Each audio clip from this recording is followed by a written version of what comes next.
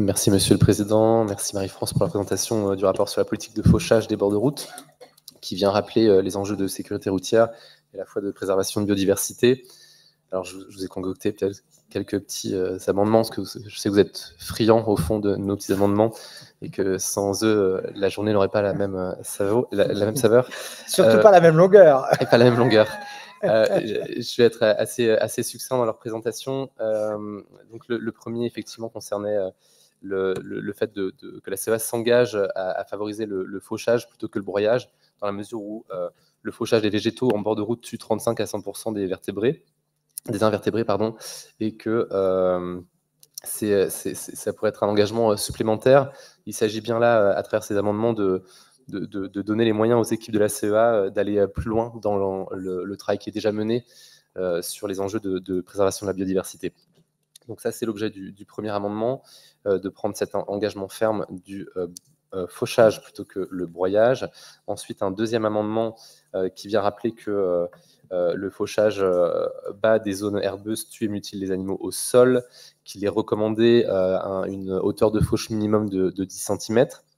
C'est ce que propose le rapport en l'état, mais que 15 à 20 cm est quelque chose de plus favorable pour la préservation de la biodiversité.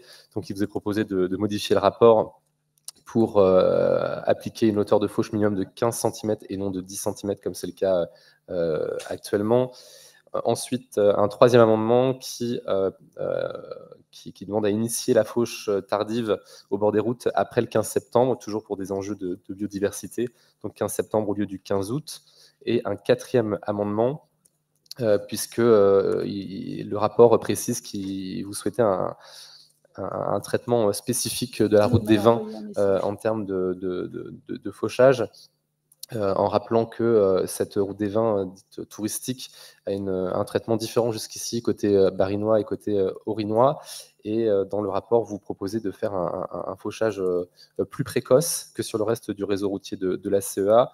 Et je pense que l'activité touristique ne doit pas faire passer la protection de la biodiversité au second plan, et que la carte postale de l'Alsace restera tout aussi magnifique avec quelques herbes folles en bordure de route sur la fin de l'été. Donc il est proposé que les bords de la route des vins soient traités de la même façon que le reste du réseau routier. Merci. Oui, juste dire que ce n'était pas du dogmatisme. D'ailleurs, ça faisait au moins 1 heure que vous n'ayez pas dit dogmatique, ça commençait à me manquer. Mais juste dire que sur la route des vins, au final, côté orinois, c'est déjà ce qui est pratiqué de ne pas avoir de fauche précoce. Donc, ce n'est pas une expérimentation, c'est juste plutôt que d'aligner sur la politique du Bas-Rhin, mais de l'aligner sur celle du Haut-Rhin, et de ne pas avoir de traitement différencié sur la route des vins. C'est juste ça l'objet de l'amendement.